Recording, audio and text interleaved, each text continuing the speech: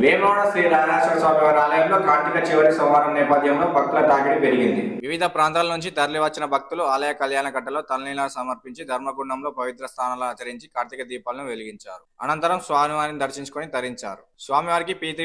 స్వామివారికి ప్రీతిపాత్రమైన కోడమొక్కులు చెల్లించుకున్నారు.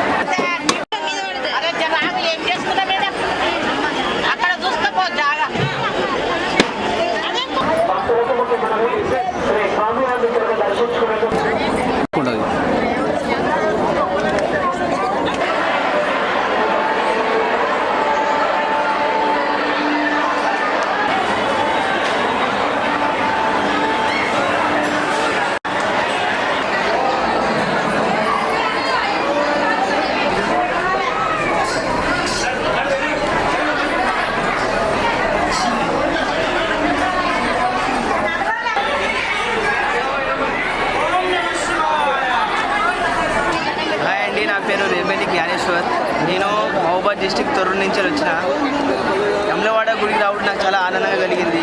ఇక్కడ దర్శనం చేసిన విధానం కానీ మన రేపు మంగళవారం రేపు బంతిపోచమ్మ దర్శనం కానీ వేములవాడ గురించి బాగా దర్శనం అంటే ఇప్పుడు విఐపి దర్శనం కానీ నార్మల్ దర్శనం కానీ నీట్గా విధానంగా మంచి జరుగుతున్నాయండి.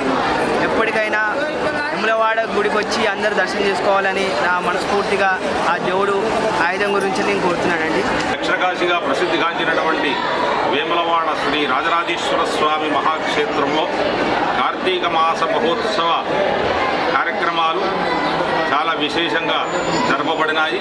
ఇది ఆఖరి సోమవారం. ఈశ్వరుడికి అత్యంత ప్రీతికరమైనటువంటి యొక్క మాసము కార్తీక మాసము, హరిహరులకు ప్రీతికరమైనటువంటి మాసము.